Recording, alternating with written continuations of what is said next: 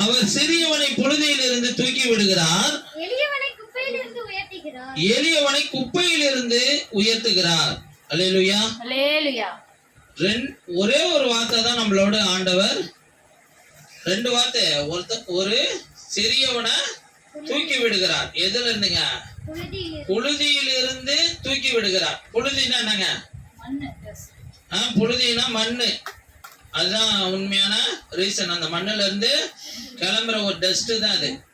அததான் புழுதின்னு சொல்றோம். புழுதினா மண்ணு. அப்ப மண்ணுக்குள்ள இருக்கிறவனை என்ன செய்யறாரு? மண்ணுக்குள்ள கடக்கிறவனை தூக்கி விடுகிறாரு.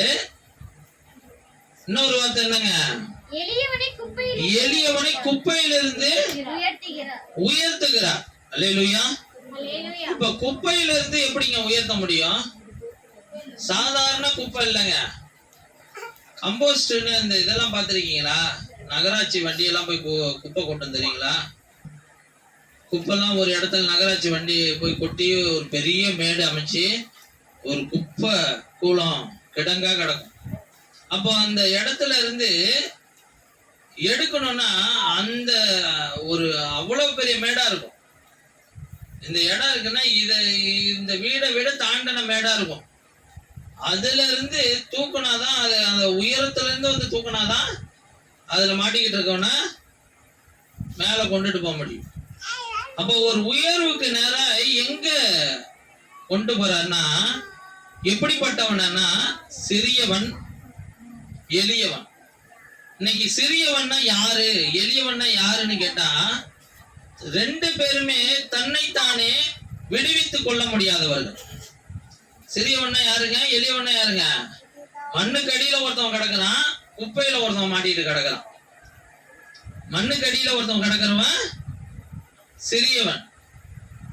எளியவன்னா யாருங்க? குப்பையில சிக்கிக்கிட்டு கிடக்குறவன். இவன் ரெண்டு பேருமே யாருன்னா, சிக்குண்டு கிடக்குறவன், தன்னைத்தானே விடுவித்துக் கொள்ள முடியாதவன். இவன் தான் சிறியவன் எளியவன். புரியுதுங்களா? இவன் ஆண்டவர் என்ன செய்ய போறாரா? தூக்கி விட்டு உயர்த்த போகிறார். அல்லேலூயா. அப்ப இன்னைக்கு தலைப்பு வசனம் என்னங்க? தலைப்பு என்னங்க? இதுக்கு நீங்களே சொல்லிடுங்க. உன்னை விடுவித்து உயர்த்துவதே தேவ சித்தம்.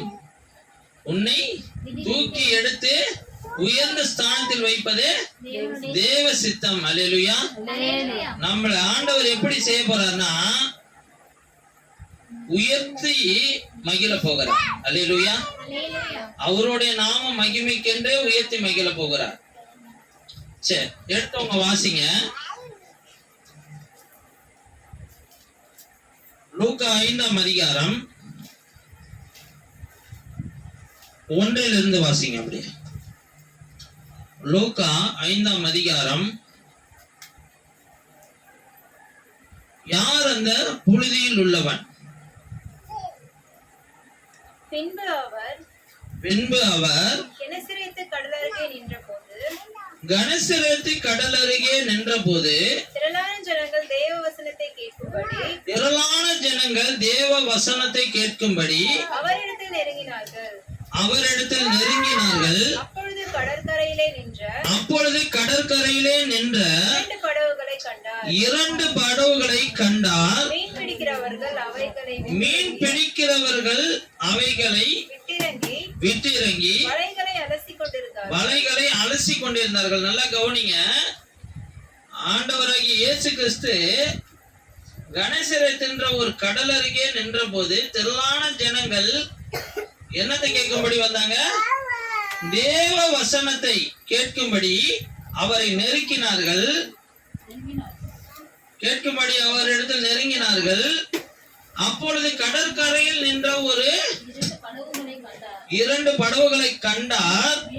மீன் பிடிக்கிறவர்கள் அவைகளை விட்டு இறங்கி வலைகளை அலசி கொண்டிருந்தார்கள். 3வது வசனம் படிங்க.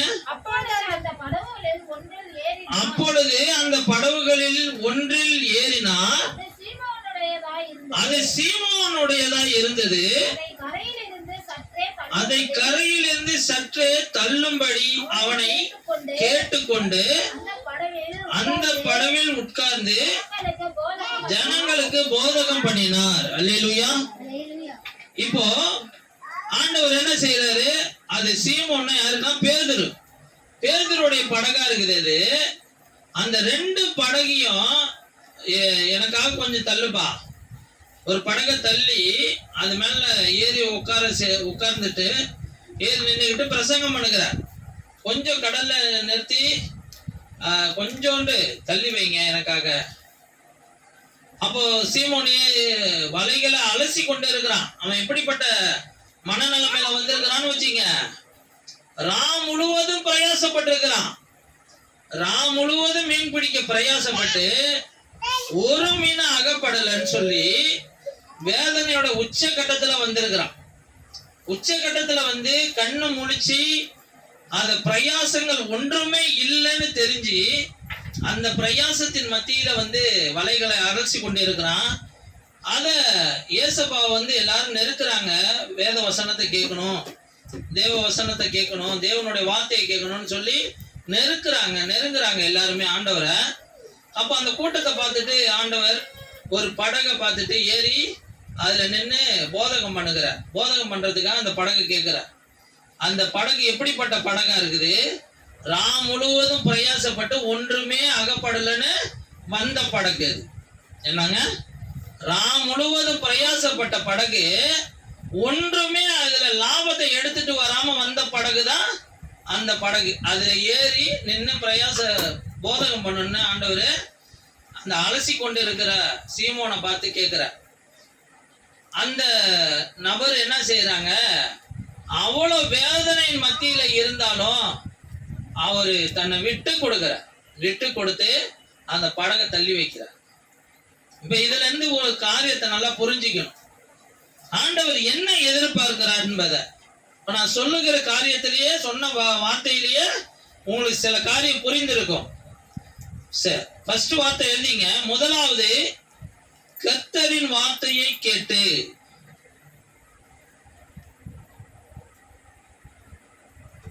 கர்த்தருக்கு ஊழியம் செய். முதலாவது கர்த்தரின் வார்த்தையை கேட்டு கர்த்தருடைய ஊழியத்தை செய். பிறகு என்னங்க நடக்கும், நீ நினைக்காத ஆசீர்வாதத்தை இயேசு உனக்கு கொடுப்பார். அல்லேலூயா. இன்னைக்கு வேலை வேலை வேலை வேலைன்னு ஓடுறோம். நல்லா எழுதிக்கிட்டீங்களா அந்த வார்த்தைய? முதலாவது கர்த்தரின் வார்த்தையை கேட்டு கர்த்தருடைய ஊழியத்தை செய். பிறகு நீ நினைக்காத ஆசீர்வாதத்தை உனக்கு இயேசு கொடுப்பார். இன்னைக்கு வேலை வேலை வேலைன்னு ஓடுறோம். எந்த வேலை? தன் ஜீவனத்துக்காக, தன்னுடைய குடும்பத்திற்காக, தன்னுடைய ஆஸ்தி அந்தஸ்தை பெருக்குவதற்காக, தன்னுடைய நாமம் மேன்மைக்காக. நான் பெரிய கோடீஸ்வரனா யாருக்கு பெருமை? எனக்கு தான், என் பேர் தான் பிரஸ்தாபப்படும். நான் இன்னைக்கு பணம் சம்பாதிக்கிறேன், என் குடும்பத்துக்கு ஏற்ற வருமானம் கிடைக்குது. அந்த வருமானத்தை தாண்டி நான் ஓடுகிறேன். எதற்காக? நான் இன்னும் அட்வான்ஸா பணத்தை சேர்த்து வச்சுக்கணும், இன்னும் அதிகபட்சமான ஆசீர்வாதங்களை சேர்த்து வைத்துக் கொள்ள வேண்டும். அப்ப நான் கோடீஸ்வரன் ஆகிறேன். இது எல்லாமே என்னுடைய நாமம் மகிமை பிரஸ்தாபத்துக்காக தானே ஒழிய கர்த்தருடைய நாமம் பிரஸ்தாபத்துக்காக அல்ல. ஒரு கர்த்தரால் தெரிந்து கொண்ட மனிதன் எப்படி இருப்பானா, அவன் முழுவதும் பிரயாசப்பட்டு அவன் வாழ்க்கையில ஒன்றும் அகப்படாதவனா இருப்பான். நல்லா புரிஞ்சுக்கணும். இயேசு ஒருவனை தெரிந்து கொள்ளுகிறார்னா அவன் எப்படிப்பட்டவனா இருப்பானா, தன் வாழ்க்கையில எல்லா யுக்திகளையும், எல்லா அறிவையும், எல்லா ஞானத்தையும், எல்லா புத்தியையும், எல்லா அனுபவத்தையும் அவன் முயற்சி செய்து செய்து செய்து தோல்வி அடைந்த ஒருவன் தான் அந்த பேதுருவா இருப்பான். அது மாதிரி நீங்க இருக்கீங்களா? யோசிச்சு பாருங்க. எத்தனை யுக்தி உங்க சிந்தனையில பயன்படுத்திருப்பீங்க, எத்தனை அறிவாற்றல் உங்க வாழ்க்கையில உங்க சம்பார்த்தனைக்காக வெளிப்பட்டிருக்கும், எத்தனை ஞானம், எத்தனை புத்தி, எத்தனை அனுபவம், இல்ல எத்தனை மனிதர்களை எப்படி எப்படிலாம் ஹேண்டில் பண்ணிருப்பீங்க. எல்லாத்தையும் தாண்டி நீங்க ஜெயிச்சிருக்கணும். ஏன்னா உங்களை மீறி அதை அறிவா செய்ய முடியாது. அந்த மீன் பிடிக்கிற காரியம் இவனுடையது 2 படகு யாருடையதுங்க? இவனுடையது, பேதுருடையது. சாதாரணமா படகு சாதாரணமா இப்ப எவ்வளவு தெரியுங்களா ரேட்டு? சாதாரணமா ஒரு படகு செய்யணும்னா 1 கோடி ஆகுமா? அப்ப இந்த காலத்திலேயே இப்ப அதை வச்சிருக்கிறவன் ஒரு கோடீஸ்வரனா, அந்த காலத்திலயும் அவன் கோடீஸ்வரன் தான். அந்த காலத்திலயும் பெரிய ஆசீர்வாதம் மிக்கவன் தான். அப்போ சாதாரணமா படகு வாங்கிட முடியாது பாருங்க. வண்டி ஓட்ட தெரிஞ்சவன் தான் வண்டி வாங்க முடியும். வண்டி ஓட்ட தெரியாத வண்டி வாங்கி வச்சுப்பானா? ஒரு மெக்கானிக் தொழில் பற்ற தனியா ஒர்க் ஷாப் வைக்கிறான்னா, அவன் ஒர்க் ஷாப் அந்த மெக்கானிக் ஒர்க் தெரிஞ்சாதான் வைக்கலாம். ஒரு டிடிபி சென்டர் வைக்கிறான்னா அந்த டிடிபி ஒர்க் தெரிஞ்சாதான் வைக்கலாம். கொஞ்சம் கூட அதுல அனுபவமே இல்லாம அதை போய் வச்சு ஜெயிக்கணும்னு எவனாச்சும் நினைப்பானா? அதுல அறிவாற்றல் அதிகமா அதுல நிறைந்தவன் தான் வைப்பான். சும்மாலாம் வச்சிட மாட்டான். ஒரு அறிவு அதுல நல்ல அனுபவசாலியா மாறாம எந்த ஒரு மனுஷனும் போய் தனியா கடன் ஒண்ணத்தை உருவாக்க மாட்டான். அப்ப படகை உருவாக்கி இருக்கிற பேதுரு, அந்த சீமோன் எப்படிப்பட்டவனா இருக்கான்? அனுபவசாலியா இருக்கிறான், திறமை மிக்கவனா இருக்கிறான், ஞானம் உள்ளவனா இருக்கான், புத்தி உள்ளவனா இருக்கிறான். அவனுடைய பிரயாசங்கள்லாம் என்ன ஆயிடுச்சு? எல்லாமே விருதாவாய் வருது. 2 படகு எடுத்துட்டு போய் 2 படகுலையும் ஒன்றுமே மாட்டாம ராம் முழுவதும் பிரயாசப்பட்டு வெறும் படகை எடுத்துட்டு வந்த மனுஷன் தான் சீமோன். அல்லேலூயா. இப்படிப்பட்ட வாழ்க்கை தான் உங்க வாழ்க்கையும் என் வாழ்க்கையும் இருக்குதா? அப்படின்னா நீங்க தான் அந்த பேதுரு. நீங்க தான் தேவனுக்கு ஒரு உகந்த ஊழியத்தை செய்யக்கூடிய ஒரு மனிதர்கள். அல்லேலூயா. உங்களை தான் ஆண்டவர் வலை வீசி, நீங்க வலைகளை அலசி கொண்டிருக்கீங்க. உங்களுக்காக அவருடைய வலையை வீசி கொண்டு இருக்கிறார். நீங்க அந்த வலையில அகப்பட்டு அவருடைய வார்த்தைக்கு நேரம் உங்களை விட்டு கொடுங்க. இன்னைக்கு பேதுரு சீமோன் அப்படிதான் விட்டு கொடுத்தான். பயங்கர வேதனையோட உச்சக்கட்டம். நம்ம சொல்றேன்னா ஈஸியா சொல்லிட்டு போயிடலாம். அவங்க வலைகளை அலசி கொண்டிருந்தார்கள், ராம் முழுவதும் பிரயாசப்பட்டார்கள், ஒன்றுமே அகப்படல. வந்து காலையில வலைகளை அலசி கொண்டிருக்கிறார்கள். அந்த ஸ்பாட்ல நின்று யோசிச்சு பாருங்களேன். கடலுடைய அனுபவம் என்ன தெரியுங்களா? நைட்டு நேரம் தான் கடல் வந்து ஆக்ரோஷமா எழும்புகிற நேரம். நல்ல அதிகமான அலைகள் அந்த நேரத்துல தான் பயங்கரமா வீசும். எழும்பி அப்பதான் பிரகாசிக்கும் அந்த கடல் அலைகள்லாம். அந்த சூழ்நிலைகள்ல அந்த காலகட்டத்துல லைட் பவரே இல்லாம வெறும் வான் நிலவுடைய அந்த வெளிச்சத்தை வைத்து கொண்டு 2 படகுகள் நிறைய நண்பர்களை கூப்பிட்டு கொண்டு எல்லாரும் ஆபத்தான சூழ்நிலையில ஆபத்தான மீன்கள் மத்தியில தனக்கு வயிற்று பிழைப்புக்காக அவ்வளோ கஷ்டத்தையும் சகித்து கொண்டு அந்த மீனை பிடிக்க போனா, அவ்வளோ பெரிய கடல்ல அவ்வளோ மீன்கள் நிறைந்த அந்த சமுத்திரத்திலேயே அந்த ஒரு மீன் அகப்படலைன்னா எவ்வளவு வேதனையா இருக்கும். ஒரு மீன் அகப்படலையா? ஏதாவது கொஞ்சம் மீன் கிடைச்சதுன்னா கூட சரின்னு வந்து யோசிக்கலாம், முடிவு பண்ணிக்கலாம். ஒரு மீன் அகப்படாம அவ்வளோ பெரிய வலை வெறுசா வந்து அலசி கொண்டு இருக்கிறார்கள்னு வேதம் சொல்லுது. இன்னைக்கு நீங்களும் நானும் வாழ்க்கை முழுவதும் பிரயாசப்பட்டு வெறும் வலையை அலசி கொண்டு இருக்கிறோம். வாழ்க்கை முழுவதும் பிரயாசப்பட்டு வெறும் வலையை எடுத்து அலசி கொண்டு இருக்கிறோம். அங்க வந்து யுக்தியா தெரிஞ்சவர்கள், நல்ல ஞானம் பெற்றவர்கள், நல்ல அனுபவசாலிகள் தான் நீங்க. ஆனா உங்களுடைய அனுபவத்தெல்லாம் ஏன் ஜீரோவாக்கி வச்சிருக்கிறன்னா, நீங்க கர்த்தருக்கு முன்பாக உலகத்துல ஜீரோவா இருந்தாதான் ஊழியத்துல நீங்க ஹீரோவா இருக்க முடியும். அல்லேலூயா. ஆண்டவர் எப்படி நடத்துவார்னா, உலகத்துல ஜீரோவாக்கி ஊழியத்துல ஹீரோவாக்குவார். அல்லேலூயா. இப்போ இப்படிப்பட்ட நிலைமை தான் உங்க வாழ்க்கையில இருக்குதுங்கன்னா நல்லா புரிஞ்சுங்க. ஊழியத்துக்கு விட்டு கொடுங்க. ஊழியத்துக்கு ஊழியம் செய்ய ஏதோ ஒரு சின்ன ஊழியத்தை ஆண்டவர் எதிர்பார்ப்பாரு. அங்க பேதுரு செய்தது ஒண்ணுதான், படக நீ நவுத்து. நம்ம சாதாரணமா தான் நினைக்கிறோம். அத படக நவுத்து, அதை நகர்த்தி வைப்பா நான் போதகம் பண்றதுக்கு. இயேசு எப்படிப்பட்ட சூழ்நிலையில கேட்கிறாரு பாருங்க. அந்த சூழ்நிலைய சாதாரணமான வழியில நிக்கல அவன். ராம் முழுவதும் கண்ணு முழிச்சதோட வேதனை அந்த கண்ணு விழித்தவர்களுக்கு தான் தெரியும். பகல்ல சூரிய ஒளி எழும்பும் போது அந்த கண் விழித்தவர்களால் கண்ணை திறக்க முடியாது. கண் அப்படியே சுருக்கு சுருக்குன்னு குத்திக்கிட்டு அப்படியே தூக்கம், அப்படியே கண்ணை நம்மள அறியாமே சொக்கும். இந்த டிரைவர்கள்ட்ட எல்லாம் போய் கேட்டோம்னா நைட்டு ஃபுல்லா கண்ணை முடிச்சு ஓட்டுனீங்களே, இப்ப எப்படி இருக்குன்னா சூரிய கண்ணில் பட்டவனே தூக்கம் வந்துருதுன்னு சுழண்டு விழுந்துருவாங்க. அவங்களே அவங்களுக்கு தெரியாம காரை எங்கெங்கயோ இயக்குவாங்க. கண்ணை முடிச்சு பிரயாசப்பட்டது இல்லாம அதுல ஒரு மீன் அகப்படாம வேதனையோட உச்சகட்டத்துல வந்து நிக்கிறான். அந்த நேரத்துல யாராவது வந்து ஏதாவது அவங்களுடைய பர்சனல் வேலையை செய்ய சொன்னா பயங்கர டென்ஷன் ஆயிடும். நம்ம வீட்டுல உள்ளவங்கள நம்ம அங்க இருந்து போய் எதுவும் சம்பாதிக்காம வீட்டுக்கு வந்துட்டோம், அந்த விறகு இருக்குமா அதை வெட்டி கூட, கொஞ்சம் வெட்டி கொடுப்பா, அந்த சாதம் வடிக்கணும் அப்படின்னு சொன்னா எரிச்சல் ஆயிடும் அந்த பையனுக்கு, அந்த கணவருக்கு. ஒரு வீட்டம்மா தான் சொல்றாங்க, அந்த வீட்டம்மா சொல்றதே உங்களுக்கு எரிச்சலா இருக்கும். அப்ப ஏன் அந்த எரிச்சல் வருதுன்னா, நான் பிரயாசப்பட்டு அங்க ஒண்ணும் இல்லாம எவ்வளவு பிரச்சனையை தாண்டி இங்க வந்திருக்கிறேன், என்னைய போய் உன் வேலைக்கு என்ன செய்ய சொல்லிக்கிட்டு இருக்க, நீனே போய் செய் போ அப்படின்னு சொல்லிட்டு அந்த வீட்டு கணவரோ அந்த வீட்டு பிள்ளைங்களோ யார் பிரயாசப்பட்டு வேதனைப்பட்டு வந்து நிறுத்துறாங்களோ அவங்க வாயிலிருந்து அந்த எரிச்சலான வார்த்தை வெளிப்படுகிறத பார்க்கலாம்.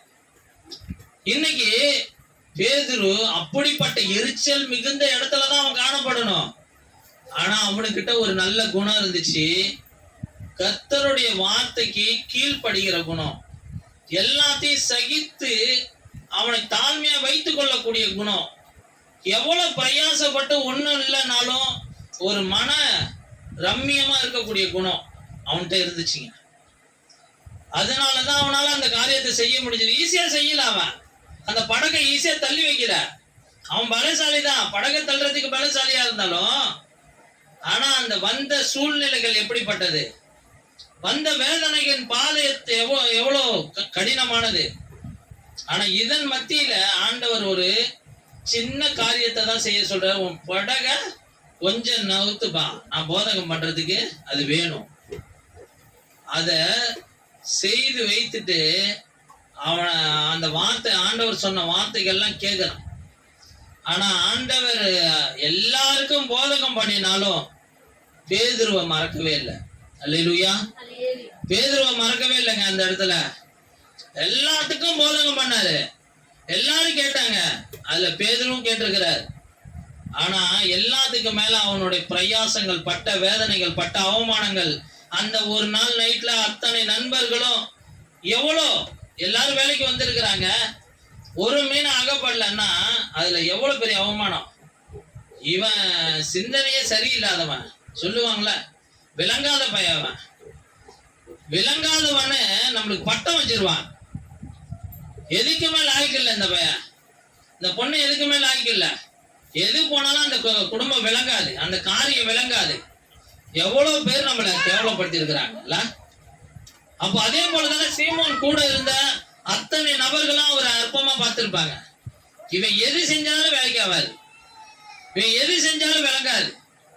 நைட்டு ஃபுல்லா நம்மளை கூப்பிட்டுக்கிட்டு அலைஞ்சான், இன்னைக்கு நஷ்டப்பட்டு நிக்கிறான். நம்மளை அற்பமா பார்த்த ஒரு காலங்கள் அந்த இடம். அவன் எல்லாத்தையும் தாண்டி தேவனுடைய வார்த்தைக்கு செவி கொடுத்தான் பாருங்க. அதனாலதான் சீமோனை ஆண்டவர் முதல் சபைக்கு தலைவனாய் நிறுத்தினார். அல்லேலூயா. ஆண்டவர் சும்மாலாம் எல்லாத்துக்கும் வேத வசனம் சொல்லுறதுனால ஞானிகளை வெட்கப்படுத்தும்படி பேதைகளை தெரிந்து கொண்டார். அதனால பேதை கிடையாது, ஆண்டவருக்கு ஆண்டவருடைய ஞானம் வேற. அவன் பேதைனா உலக ஞானம் நிறைந்தவன், அவன் உலக அனுபவம் நிறைந்தவன். யார் பேதைனா ஆண்டவர் பார்வையில உலக ஞானம் நிறைந்தவன், உலக அனுபவம் நிறைந்தவன், உலக புத்தி நிறைந்தவன். அவனை தான் ஆண்டவர் அழைக்கிறார். அப்படிப்பட்டவனை அழைத்துதான் அவனுக்கு மெய்யான ஞானத்துக்கும் உலக ஞானத்துக்கும் உள்ள வித்தியாசத்தை காண்பிக்கிறார். உன்னுடைய பிரயாசம் ஒண்ணும் இல்ல, ஆனா உன்னை கொண்டு நான் செய்யக்கூடிய பிரயாசங்களை நீ பார்க்க. அவன் ஒரே பிரசங்கத்துல 3000 பேரை ரட்சிக்கிற அளவுக்கு வல்லமை வெளிப்படுது. அன்னைக்கு ஒரு மீன் பிடிக்க தெம்பு அவனோட ஞானம் பத்தல. அதனாலதான் ஆண்டவர் இயேசு கிறிஸ்து அவனுக்கு ஃபர்ஸ்ட் வார்த்தையை கொடுக்கிறார், வா உன்னை மனுஷரை பிடிக்கிறவர்களாக்குவேன். ஃபர்ஸ்ட் ஆசீர்வாதம் என்ன? அவனை உலக ஆசீர்வாதத்தை ஃபர்ஸ்ட் எடுத்தோடனே காட்டுறார். படிங்க அந்த வசனத்தை 5ல இருந்து படிங்க. அதற்கு சீமோன் ஐயனே, ராம் முழுவதும் நாங்கள் பிரயாசப்பட்டும், நான் பிரயாசப்பட்டேன்னு போல பாருங்க, நாங்கள் பிரயாசப்பட்டும் ஒன்றும் அகப்படவில்லை, ஆகிலும் உம்முடைய வார்த்தையின்படியே வலையை போடுகிறேன் என்றான். அந்தபடியே அவர்கள் செய்து தங்கள் வலை கிழிந்து போகத்தக்கதாக மிகுதியான மீன்களை பிடித்தார்கள். அப்பொழுது மற்ற படவில் இருந்த கூட்டாளிகள் வந்து தங்களுக்கு உதவி செய்யும்படி சைகை காட்டினார்கள். அவர்கள் வந்து 2 படவுகளும் அமிழத்தக்கதாக நிரப்பினார்கள். சீமோன் பேதுரு அதை கண்டு இயேசுவின் பாதத்தில் விழுந்து, ஆண்டவரே, நான் பாவியான மனுஷன், நீர் என்னை விட்டு போக வேண்டும் என்றான். அவர்கள் திரளான மீன்களை பிடித்தது நிமித்தம் அவனுக்கும் அவனோட கூட இருந்த யாவருக்கும் பிரமிப்பு உண்டானபடியினால் அப்படி சொன்னான். அல்லேலூயா. பிரமிப்பு உண்டாகிற அளவுக்கு ஆண்டவர் நடத்தணும் உங்க வாழ்க்கையிலன்னா, இன்னைக்கு எல்லாரும் எதுக்குங்க பிரயாசப்படுகிறோம்? நம்ம கடன் பிரச்சனை மட்டும் நீங்கிறது இல்ல, மற்றவர்கள் நம்மள பிரமிப்பு உண்டாகும்படி நம்மள பார்க்கணும், மற்றவர்கள் நம்மளை ஆச்சரியப்படும்படி பார்க்கணும், மற்றவர்கள் நம்ம நல்லா வாழுகிறத பார்க்கணும். இன்னைக்கு வீட்டை விட்டு வெளியில கிளம்பணும்னா என்ன தோணுதுன்னா, அவங்க நம்மள பார்த்துக்கிட்டு இருக்கிறாங்க, அவங்க எதிர்க்க நம்ம நல்ல ஒரு வாழ்க்கை வாழ்ந்து காட்டணும். நம்ம யாருக்காக வாழ்றோம்னு பார்த்தா யாருக்காகவோ வாழ்ந்துகிட்டு இருக்கிறோம். நம்மளுக்காக நம்ம இன்னும் ஃபுல்லா வாழல. இன்னும் ஆண்டவருக்காக வாழணும்னா அது ஒரு வித்தியாசமான ஒரு வாழ்க்கை. நம்மளுக்காகவே நம்ம வாழல, ஆண்டவருக்காக வாழணும்னா அது ஒரு விதமான ஒரு வாழ்க்கை. இந்த உலகத்தை ஃபர்ஸ்ட் மறந்தாதான் ஆண்டவருக்காக வாழ முடியும். உலகத்துல உள்ள மேன்மையை நான் வெறுத்தாதான் ஆண்டவருக்காக உண்மையா நான் வாழ முடியும். இன்னைக்கு அங்க தப்பிச்சு, உலக ரீதியா தப்பிச்சு சபைக்குள்ள வந்து மாட்டிக்கிறாங்க. அநேக பேர் சபை போதகர்கள்ட்ட மாட்டிக்கிறாங்க. இவங்க என்ன செய்யறாங்கன்னா, சபை போதகர ஊழியக்காரனை விசுவாசிக்கிறாங்க.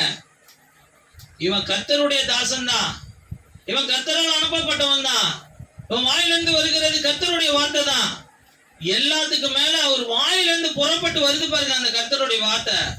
அந்த வார்த்தை என்ன சொல்லுதோ அது உங்களுக்கு எப்படி வழி நடந்ததோ அந்த திசையில தான் நீங்க போகணும்.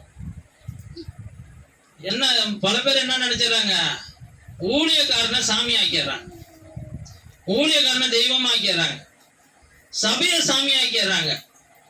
சபைய போய் அந்த சபைக்குள்ள போய் நான் ஜெபம் பண்ணா எனக்கு சுகமாயிடுங்க, அந்த ஊழியக்கார்ட்ட போய் ஜெபம் பண்ணா சுகமாயிடுங்க. இவங்க எல்லாம் நம்ம விசுவாசிக்கிறோம். எப்படி விசுவாசிக்கிறோம்? கர்த்தர் அவங்க கூட இருக்கிறார், அவங்க இருந்து அவங்க கூட இருக்கிறதுனால அவர் எங்க மேல கையை வச்சு ஜெபம் பண்ணா சுகமாயிடும். இன்னைக்கு கர்த்தரை மகிமைப்படுத்துகிற வாயி யாரை மகிமைப்படுத்த போயிடுதுன்னா எதையிலேயே மகிமைப்படுத்த போயிடுது. இன்னைக்கு இந்த வார்த்தையெல்லாம் எடுத்துங்களேன், திரளான ஆசீர்வாதம் வேணும். எப்ப திரளான ஆசீர்வாதம் உங்களுக்கு கிடைக்கும்? கர்த்தருடைய வார்த்தைக்கு செவி கொடுக்கணும். ஃபர்ஸ்ட் கர்த்தர் வந்து ஏசப்பா வந்து பேதுருகிட்ட பேசுறாரு, நீங்க உங்களுக்கு பண கஷ்டம் தேவைதான், உங்களுக்கு கடன் இருக்கு, வேதனை இருக்கு, புலம்பல் இருக்கு, அந்த பணத்தை வச்சுதான் வர வருமானத்தை வச்சுதான் எல்லாத்தையும் செய்யணும். அதற்கு முன்பாக ராம் முழுவதும் பிரயாசப்பட்டு வெறும் வலையை அலசி கொண்டு இருக்கிறான். ஒண்ணுமே இல்லாத வலையை அலசி கொண்டு இருக்கிறான். அவனை செய்ய சொல்றாரு. என்ன செய்ய சொல்றாரு? போய் தேவனுடைய ஊழியத்தை செய். அதுக்கு எதுனா அர்த்தம்? படக தள்ளி வை, தேவனுடைய ஊழியத்தை செய். அப்ப அவன் அந்த படகை கொஞ்சம் தூரம் தான் நவுத்துறான். ஆனா தேவனுடைய கரம், அது போதும், நீ கொஞ்சம் நவுத்து, நீ அது போதும், நான் பயன்படுறதுக்கு நீ கொஞ்சோண்டு நவுத்துனா போதுன்ற. இன்னைக்கு நீங்க என்ன நிலைமையில இருக்கீங்களோ தெரியாது. ஆனா உங்களுக்கிட்ட இருக்கிறது ஆண்டவருக்கு தேவை. என்ன தேவை? அது உங்களுக்கு ஆண்டவருக்கு தான் நல்லா தெரியும். உங்ககிட்ட இருக்கிறத கொஞ்சோண்டு நவுத்தி ஆண்டவருக்கு கொடுங்க. உங்க சரீரமா இருக்கட்டும், உங்க குடும்பமா இருக்கட்டும், உங்க பிள்ளைங்களா இருக்கட்டும், உங்க பணம் காசு பொண்ணு பொருளா இருக்கட்டும், ஏதோ இருக்கட்டும், அது உங்களுக்கு ஆண்டவருக்கு தான் தெரியும் என்னத்தை எதிர்பார்க்கிறாரு.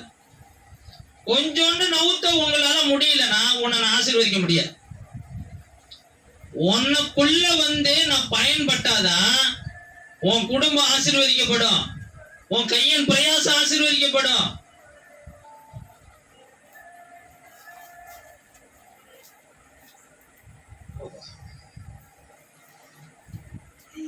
அப்ப இன்னைக்கு பேதுரு தன்னை விட்டு கொடுத்தான் பாருங்க. தன்னை விட்டு கொடுத்துட்டு கொஞ்ச நாள் காத்திருக்கான், கொஞ்ச நேரம் காத்திருக்கிறான், அவர் போதகம் பண்ணி முடிக்கிற வரைக்கும். அப்ப உங்ககிட்ட உள்ளத விட்டு கொடுங்க. ஃபர்ஸ்ட் விட்டு கொடுங்க. ஃபர்ஸ்ட் விட்டு கொடுக்கிற, ஃபர்ஸ்ட் கேட்கிற குணம் இருக்குதா உங்களுக்கு? கேட்கிற குணம் இருந்துச்சுன்னா அதை கொடுக்கிற குணமும் இருக்கும். இன்னைக்கு அதை கேட்டு அதை செயல்படுத்துற குணம் ரொம்ப ரொம்ப கஷ்டம். ஈஸியா சொல்லிடலாம், ஆண்டவர் சொல்லிட்டார், ஈஸியா சொல்லிட்டார். ஆனா அதை செய்யறதுக்கு அவன் மனசு விடவே விடாது. அவன் முழுவதும் பிரயாசப்பட்டு வலிய வேதனையோடு, ஒண்ணுமே அகப்படலன்ற பல எரிச்சலோடு, கூட இருக்கிற நண்பர்கள் அவமானமாய் நம்மளை எண்ணுவாங்களே என்ற ஒரு அவமானத்தோடு வலைகளை வெறும் வலையை அலசி கொண்டு இருக்கிறவனை பார்த்து தள்ளுறான். இன்னைக்கு நம்ம வாழ்க்கையும் அப்படிதான் இருக்கு. இவ்வளவு காலம் நம்ம வேலையில இருக்கிறோம், இவ்வளவு காலம் நம்ம இதுல இருக்கிறோம். ஆனா கடன் நம்மளுக்கு தொலைஞ்ச பாடு இல்லை. நம்ம சரீர பலவீனம் இன்னும் சரியான பாடு இல்லை. நம்ம இவ்வளவு காலம் இயேசுவை நம்பிதானே வாழ்றோம். இவ்வளவு காலம் நம்மளுடைய எல்லா யுக்தியும் புத்தியும் அறிவையும் பயன்படுத்தி தானே வாழ்றோம். நம்ம நல்ல விதமா தானே வாழ்க்கை வாழ்றோம். ஆனா நம்மளுடைய எல்லா காரியமும் மறைஞ்சு போகவே மாட்டேங்குது. நம்ம பலவீனம் நம்மளை மேற்கொண்டுகிட்டே வந்துகிட்டே இருக்கு. இப்போ உச்சக்கட்ட பலவீனம் வந்துருச்சு. இந்த உச்சக்கட்ட பலவீனத்துலதான் ஆண்டவர் கேட்பார், நீ எனக்காக அந்த காரியத்தை செய். நீங்க எத்தனை பேரு நம்ம கர்த்தருடைய ஊழியத்திற்காக ஒரு காரியத்தை செய்ய முடியும்? இன்னைக்கு நான் சொல்றாங்க உங்களுக்கு சாட்சியா, எனக்குன்னு உரியது எல்லாமே என் ஆண்டவருக்காக தான். நான் அதை செயல்படுத்தி வந்துகிட்டு இருக்கிறேன். இன்னைக்கு தெருவுல எனக்கு அங்க நான் வசிக்கிற அந்த தெருக்கிட்ட எனக்குன்னு ஒரு இடம் இருக்கு. அதை நான் ஆண்டவருக்காக நான் முழுசா நான் வாழ்றதுக்காக இல்ல, நான் வாடகை வீட்டுல தான் இருக்கிறேன். ஆனா எனக்குன்னு இருக்கிற சொந்த இடம் அது சண்டே கிளாஸ் ஊழியம் செய்வதற்காக, அங்க அநேக பிரேயர் நடக்கணும் என்பதற்காக நான் விட்டு கொடுத்துக்கிட்டே இருக்கிறேன். அதனால என்னுடைய வாழ்க்கை யாருமே சாய்க்க முடியாத அளவுக்கு, எத்தனை எதிராளிகளோ என்னை சாய்க்க முடியாத அளவுக்கு, எத்தனை சூழ்நிலைகள் வந்தாலும் நான் தரித்திரப்படாதபடிக்கு என்னை ஆண்டவர் வழி நடத்திக்கிட்டே இருக்கிறேன். நான் கவலைப்படாதபடிக்கு வழி நடத்திக்கிட்டே இருக்கிறேன். இன்னைக்கு இருக்கிறத வச்சு, தாராளமா இருக்கிறத வச்சு ஆண்டவர் கொடுக்க முடியல. அவன்கிட்ட 2 படகு இருக்கு. 2 படகுல ஒரே ஒரு படகை தான் நவுத்த சொல்றார் அவர் நிக்கிறதுக்கு. அவன்கிட்ட 2 காரியம். இன்னைக்கு நம்மள்ட்ட நிறைய காரியம் இருக்கு. ஆண்டவருக்காக லைட்டா, ஆண்டவருக்காக, அவருக்காக உங்களுக்காகலாம் இல்ல, அவருடைய வார்த்தை அங்க வெளிப்படுவதற்காக உங்களுடைய காரியத்தை லைட்டா பயன்படுத்துங்க. விட்டு கொடுக்க மனது இல்ல, கேட்க மனது இல்ல, அப்புறம் எப்படி ஆசீர்வாதம் வரும்? நல்லா புரிஞ்சுங்க. ஒரு ஊழியக்காரனா இருக்கிற எனக்கும் அதே ஃபார்முலா தான், உங்களுக்கு அதே ஃபார்முலா தான். ஒரு கிளாஸ்ல இருக்கிற டீச்சருடைய பிள்ளையா இருந்தாலும் ஃபார்முலா 1 தான். மேக்ஸ் போடும்போது அவன் எவ்வளவு பெரிய ஜீனியஸா இருந்தாலும், அறிவாற்றல் உள்ளவனா இருந்தாலும், முட்டாளா இருந்தாலும் அவனுக்கு இருக்கிற அந்த ஃபார்முலா வச்சுதான் அந்த மேக்ஸை போட்டு முடிக்க முடியும். அந்த ஃபார்முலாவை மாற்ற முடியாது. சத்தியம் ஒண்ணுதான். சபைக்கு வேண்டிய சத்தியம் இதுதான். இதே வார்த்தை தான் உங்களோட பேசுது, இதே வார்த்தை தான் என்னோட பேசுது. இதே வார்த்தைக்கு நேரம் நீங்க விட்டு கொடுத்தா அந்த ஆசீர்வாதத்துக்கு நீங்க சொந்தம். இதே ஆசீர்வாதத்துக்கு அந்த வார்த்தைக்கு நேரம் நான் விட்டு கொடுத்தா அந்த ஆசீர்வாதத்துக்கு நான் சொந்தம். இப்ப நீங்களும் நானும் விட்டு கொடுக்கிற இடத்துல இருக்கிறோமா? நல்லா புரிஞ்சுங்க. விட்டு கொடுக்கிற குணம் யாருக்கு இருக்குன்னா, ஆண்டவருக்கு யார் ஆண்டவரை முன்குறிச்சாரோ அவங்களுக்கு தான் வரும். உங்களெல்லாம் என்னையெல்லாம் நம்ம என்ன தெரியுங்களா முடிவு பண்ணிப்போம். அப்ப என்னை இன்னும் முன்குறிக்கல, என்னை சபை விசுவாசியா தான் வச்சிருக்கிற. இந்த உலகத்துல நீ எப்போ சபையில வந்து உக்காண்டியோ உன்னை முன்குறிச்சிட்டாருன்னு அர்த்தம். அந்த முன்குறிப்பை புரிந்து கொள்ளாம அசதியா அலட்சியமா நம்ம இருந்தோம்னா ஒரு நாள் ஆபத்து நேரிடும் காலத்துல ஆண்டவரை நோக்கி கூப்பிடும் போது அவரு ஆகடியம் பண்ணுவார். நீதிமொழிகள் ஃபர்ஸ்ட் வார்த்தை என்னங்க போட்டிருக்கு? ஃபர்ஸ்ட் அதிகாரம் எடுங்க. நீதிமொழிகள் ஃபர்ஸ்ட் அதிகாரம் எடுங்க.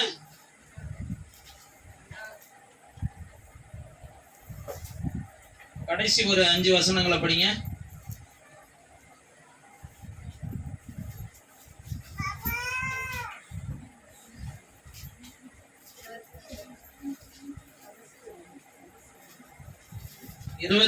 இருபத்தி 6ல இருந்து படிங்க. ஆகையால் நானும் உங்கள் ஆபத்து காலத்தில் நகைத்து நீங்கள் பயப்படும் காரியம் வரும்போதும் ஆகடியம் பண்ணுவேன். நீங்கள் பயப்படும் காரியம் புசல் போல் வரும்போதும் ஆபத்து சூறாவளி போல் உங்களுக்கு நேரிடும் போதும் நெருக்கமும் இடுக்கணும் உங்கள் மேல் வரும்போது ஆகடியம் பண்ணுவேன். அப்பொழுது அவர்கள் என்னை நோக்கி கூப்பிடுவார்கள், நான் மறு உத்தரவு கொடுக்க மாட்டேன். அவர்கள் அதிகாலையில் என்னை தேடுவார்கள், என்னை காண மாட்டார்கள். அவர்கள் அறிவை வெறுத்தார்கள், கர்த்தருக்கு பயப்படுதலை தெரிந்து கொள்ளாமல் போனார்கள். என் ஆலோசனை அவர்கள் விரும்பவில்லை, என் கடிந்து கொள்ளுதலை எல்லாம் அசட்டை பண்ணினார்கள். ஆகையால் அவர்கள் தங்கள் வழியின் பலனை ருசிப்பார்கள், தங்கள் யோசனையினால் திருப்தி அடைவார்கள். பேதைகளின் மாறுபாடு அவர்களை கொல்லும், மூடரின் நிர்விசாரம் அவர்களை அழிக்கும். எனக்கு செவி கொடுக்கிறவன் எவனோ அவன் விக்கிரமின்றி வாசம் பண்ணி ஆபத்திற்கு பயப்படாமல் அமைதியா இருப்பான். அல்லேலூயா. நம்ம வார்த்தைய ஆண்டவர் வார்த்தையை எங்க உட்கார்ந்து இருக்கிறோம்? இது யாருக்காக சொல்லக்கூடிய வார்த்தை? கர்த்தருடைய பிள்ளைகளுக்காக சொல்லக்கூடிய வார்த்தை. அவங்க தான் அதிகாலையில தேடுவாங்க. அவங்க அதிகாலையில தேடும் போது என்ன செய்ய மாட்டாரா? காண மாட்டாங்களாம். அவங்க கூப்பிடும் போது ஆண்டவர் கேட்க மாட்டாராம். அவங்க ஆண்டவருடைய வார்த்தை அசட்டை பண்ணினார்களா? அவங்களுக்கு ஆபத்து சூறாவளி போல் வரும்போதெல்லாம் ஆண்டவரு அவங்களை எண்ணியே பார்க்க மாட்டார், அவங்கள கணக்கில் எடுத்துக்க மாட்டார். அப்போ இப்படிப்பட்ட காலங்கள் யாருக்கு வரும்னா ஆண்டவர் பிள்ளைகளுக்கு தான் வரும்னு சொல்றார். யாருன்னா செவி கொடுக்காத மனுஷன். கடைசி வசனம் போட்டிருக்கு, எனக்கு செவி கொடுக்கிறவன் எவனோ அவன் விக்கிரம் இன்றி வாசம் பண்ணி ஆபத்து காலத்துல பயப்படாம இருப்பான். ஆபத்திற்கு பயப்படாமல் அமைதியா இருப்பான். எப்படிப்பட்ட ஆபத்து வேணாலும் வரட்டுங்க, எப்படிப்பட்ட ஆபத்து வேணாலும் வரட்டும், பயப்படணும் அவசியமே இல்லைங்க. என்னுடைய வாகனம் எல்லாம் போஸ்ட் மரம் சாஞ்சி விழுந்துருச்சு. அங்க ஆர்டிஓ எல்லாம் நின்று போன் பண்றாங்க. என் ஆட்டோ ஓட்டுநர்லாம், என் கூட இருந்த ஒர்க்கர்ஸ் எல்லாம் எனக்கு போன் பண்ணி, வாங்க உங்க வண்டியில போஸ்ட் மரம் விழுந்துருச்சு, சுத்தமா நசுங்கி போச்சு, ஒண்ணும் இல்லாம ஆயிடுச்சு. அதுதான் நம்மளுடைய முதல்ல, அதுதான் நம்மளுடைய வாழ்க்கைய. அப்படின்னு வாழ்றவனுக்கு தான் அது பயம், அதுதான் அவனுக்கு புலம்பல். ஆனா எனக்கு அப்படி அல்ல. கர்த்தருக்கு செவி கொடுக்கிறவனுக்கு அப்படி அல்ல. அவன் எப்படிப்பட்ட ஆபத்து வந்தாலும் நான் பொறுமையா அமைதியா ஜெபம் பண்ணிட்டு பொறுமையா என் வேலையை முடிச்சிட்டு நான் பொறுமையா தான் போய் பார்த்தேன். அல்லேலூயா. ஏன்னா அந்த ஆபத்து என்னை ஒண்ணு செய்யாது. அந்த ஆபத்து என்னை ப்ரொமோஷன் ஆக்கி மேலதான் கொண்டு போமே ஒழிய என்னை கீழே கொண்டுட்டு போவார். அப்ப ஆண்டவர் பிள்ளைங்க ஆபத்து காலத்துல பயப்படாம இருக்கணும். புலம்பலின் நேரத்துல அந்த புலம்பல்ல இருந்து ஆண்டவர் உங்களை விடுவித்து காத்து கொள்ளணும். ஆண்டவர் உங்களை ஒண்ணுமே இல்லாத நேரத்துல உங்களை கையின் பிரயாசங்கள் ஆசீர்வதிக்கப்பட்டு அநேக பேர் வியந்து பார்க்கும்படி யார் யாரெல்லாம் உங்களை அவமானப்படுத்தி பார்த்தாங்களோ அநேக பேர் பார்த்து வியப்படையும்படி உங்க வாழ்க்கை மாறணும்னு நினைச்சீங்கன்னா உங்களை ஆண்டவர், நீங்க தான் அந்த புழுதியில கிடக்கிறவங்க. உங்களை நீங்களே தூக்கி விட முடியாதவங்க நீங்க தான். ஆனா நீங்க ஆண்டவருடைய வார்த்தை கேட்டு இன்னைக்கு அவர் வார்த்தைக்கு செவி கொடுத்து உங்களுடைய வாழ்க்கைன்ற படகுல நீங்க ஆண்டவருக்குரியது என்ன வச்சிருக்கீங்களோ அதை கொஞ்சோண்டு ஆண்டவருக்காக நவுத்தி பாருங்களேன். இது நான் விசுவாசிக்கிறேன். இந்த சபைக்கு 2வது வாட்டியா இந்த வார்த்தை வருது. அப்ப இது வரைக்கும் நம்ம செவி கொடுக்கலன்றதுக்கு இதுதான் அடையாளம். இது 2வது வார்த்தை, 2வது வாட்டி இந்த வார்த்தை நான் விசுவாசிக்கிறேன். இதை நான் கொடுத்துக்கிட்டு இருக்கும் போதுதான் எனக்கு உள்ளத்துல உணர்த்தப்படுது. இது 2வது வாட்டி நான் கொடுக்கிறது. அப்ப இவ்வளவு காலம் நீங்க செவி கொடுக்கல ஆண்டவருக்காக. ஆண்டவர் என்ன எதிர்பார்க்கிறாரோ அதுக்கு நவுத்தி வைக்கல. அந்த ஊழியத்துக்கு நேரம் நீங்க உங்க காரியங்களை நவுத்தி பாருங்க. உங்க வாழ்க்கைன்ற படகை நவுத்தி பாருங்க. உங்களை நீங்க விட்டு கொடுத்து பாருங்க. தேவனால ஆசீர்வாதம் வலை கிழிந்து போகத்தக்கதா, 2 படகு அமிழ்ந்து போகத்தக்கதா மீனை ஆண்டவர் கொடுப்பார். ஆசீர்வாதங்களை கொடுப்பார். உங்க வருமானங்கள் ஆசீர்வதிக்கப்படும். ஆண்டவருக்கு ஒரு அற்பமான காரியம் நீங்க எதிர்பார்க்கிற வருமானம். நீ உங்களோட பிரயாசம் தான் ஜீரோ. அவரு அனுப்பினார்னா நீங்க தான் ஹீரோ. அவரு அனுப்பிதான் செய்யறீங்களா? அவருக்காக தான் செய்யறீங்களா? எல்லாம் சொல்லுவாங்க. பல பேரு பல சபையில, அங்க நான் இருந்த சபையில ஒரு சகோதரி வந்து சொல்றாங்க, லோனு 3 லட்சம் எடுத்திருக்கிறாங்க. எத்தனை லட்சம்? 3 லட்சம் எடுத்திருக்கிறாங்க. தசம பாகம் அதுல இருந்து 30,000 ரூபாய் ஊழியக்காரங்களுக்கு கொடுத்துருக்காங்க. என்னங்க? 30,000 ரூபாய் லோனு ஆண்டவர் எடுக்க சொல்லுவாரா? லோன் என்றா என்னங்க? லோன் என்னங்க? கடன். அது கடன் வாங்க சொல்லுவாரா? கடன் கொடுக்க சொல்லுவாரா? கடன் கொடுக்கும்படியாக தான் ஆண்டவர் நம்மளுடைய கருத்தை வைத்திருக்கிற அந்த பூமியில. கடன் வாங்கும்படியா இல்ல. புரியுதுங்களா? கடன் வாங்கி அதுல இருந்து தசம பாகம் கொடுத்தாங்களாம். அது அவங்களுக்கு ஒரு பெருமையா. ஆண்டவருக்காக நான் தசம பாகம் 30,000 ரூபாய் கொடுத்துருக்கிறேன். என்ன செஞ்சு கொடுத்தீங்க? என்னோட மூத்த சகோதரி. அவங்க எல்லா விதத்திலையும் ஆவிக்குரிய வாழ்க்கையில முதிர்ச்சி பெற்றவங்க. அவங்களுக்கு போய் நான் ஆலோசனை சொல்ல முடியுமா? அப்படியே நான் வேதனைப்பட்டு நான் அவங்கள முகத்தை பார்த்துட்டு நான் வந்துட்டேன். ஏன் சொல்றேன்னா, ஆண்டவருக்காக கொடுத்தேன்னு உங்க வாய் சொல்லவே கூடாது. ஆண்டவருக்காக அவரு எனக்கு கொடுத்தாரு, அவர் கொடுத்ததுல ஒரு சிறிய பங்கு நான் கொடுக்குறேன். இந்த 2 படகு அவர் கொடுத்திருக்கிறாரு. அதுல இருந்து சிறிய படக, அந்த படகை நான் நவுத்தி வைக்கிறேன். அவ்வளவுதான். நான் ஊழியம் செய்யல, அவர் என்னை ஊழியம் செய்ய சொல்றாரு, நான் அதை செய்யறேன். அவ்வளவுதான். அவருடைய வேலைக்கு என்னை கொஞ்சோண்டு எடுத்து பயன்படுத்துறாரு. அவ்வளவுதான். அற்பமானவன் நானு. என் கையின் பிரயாசங்கள் எல்லாமே அவர் கொடுத்தது. 2 படகு நிறைந்த மீனை கொடுக்கிறது அவரால முடியும். என்னை ஒண்ணுமே இல்லாத இடத்துல கொண்டுட்டு வந்து நிறுத்தவும் அவரால முடியும். இப்ப நீங்க இன்னைக்கு உங்களுடைய ஆசீர்வாதத்தை எடுத்து கொடுத்து விட்டு ஆண்டவருக்காக கொடுத்தேன்னு ஊரு ஃபுல்லா அடிச்சுக்கிட்டு சொல்றதுக்கு உங்களுடைய ஆசீர்வாதம் அதோட முடிஞ்சு போச்சு. உங்களுடைய இந்த பானையில மா இல்லைங்க, எலியாட்ட சொல்றாங்க, மா இல்லப்பா, ஒரே ஒரு அப்பம் 2 அப்பம் சுட்டு நானும் என் பிள்ளையும் சாப்பிட்டுட்டு சாக போறோம். ஒண்ணும் இல்லாத நிலைமையில ஆண்டவர் அங்க வர்றார். எலியான்ற தேவ மனுஷன் மூலமா வர்றார். அந்த ஆசீர்வாதம் அந்த பஞ்சம் முடியிற வரைக்கும் அவங்க வாழ்க்கையில நிறைவா இருக்குது. அப்பதான் இந்த மகளுக்கு வந்து என்ன தெரியல, ஆசீர்வாதம் ஆண்டவர் தான் கொடுக்கறான்னு தெரியல. என்ன தெரியலங்க? கடைசியில புள்ள திடீர்னு இறந்து போயிடுது. ஒரே ஒரு பிள்ளைதான் இறந்து போயிடுது. அப்போ வந்து நான் வந்து என் பிள்ளை இறந்துருச்சு, எங்களை இப்படிப்பட்ட நிலைமைக்கு தள்ளவா வந்தீங்க அப்படின்னு புலம்புறாங்க. புலம்புற அந்த நேரத்துல எலியா வந்து ஜெபம் பண்ணி திருப்பி உயிர் வர செய்யறாரு. உயிர் வந்த பிறகு எலியாவை அடுத்த நிமிஷம் 1 நிமிஷம் கூட அங்க இருக்க விடல ஆண்டவர். நீ கிளம்புப்பா அந்த இடத்த விட்டு, உனக்கு ஊழியம் இங்க முடிஞ்சிருச்சு, நீ கிளம்பு, ஆகாப்ப நோக்கி போய் பாரு, உன்னை நீ காண்பி போ, உனக்கு நான் அற்புதம் செய்வாங்க, அடையாளத்தை வெளிப்படுத்துவான்னு சொல்லி அக்கினி ஜுவாலையை அங்கதான் வர வைக்கிற.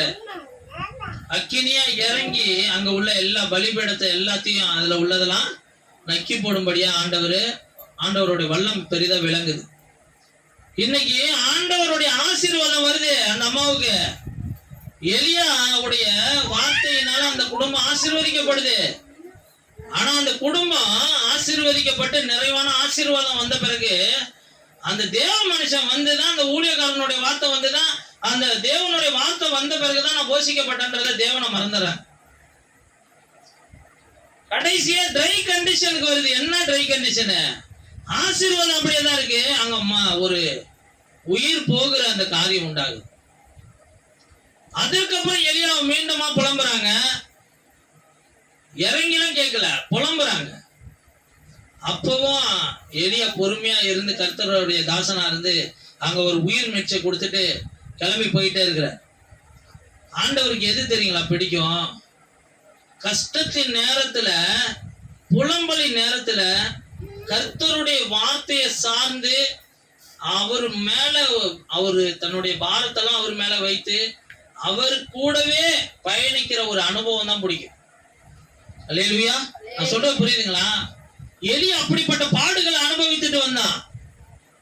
அவன் கர்த்தருடைய வார்த்தையை சொல்லுவதற்காகவே அவன் எவ்வளவு பெரிய பாடம் தெரியுமா அனுபவிக்கிறான். எசபெல்ன்ற ஒரு அம்மா கொல்ல பாக்குறாங்க.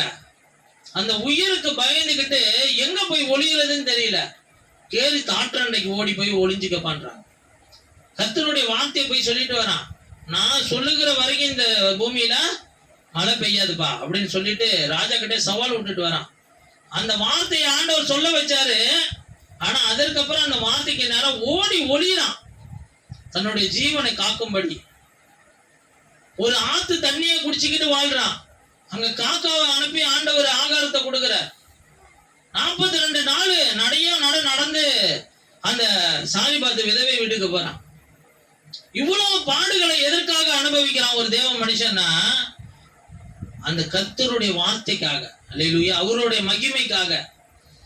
அவர் நாம மகிமைக்காக வாழுகிற உனக்கு கால் வலிக்காது.